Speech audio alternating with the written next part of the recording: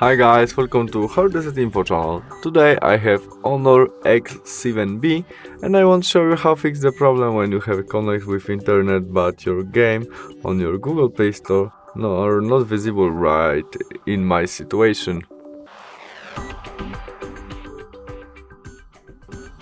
Our first step to do this is from main menu. We must go back to from Mobile Legends games, we must go back to the main menu of our Google Play Store, where we press on our photo on the right corner. Now navigate to the settings, in it family, and there parental control, which is on right now. To visible game as Mobile Legends games, Call of Duty or something like that, we need more than page 3. In the first step we can change it by tap there, enter connect pin to parental control, OK, and now we tap on page 16, confirm by got it, and save.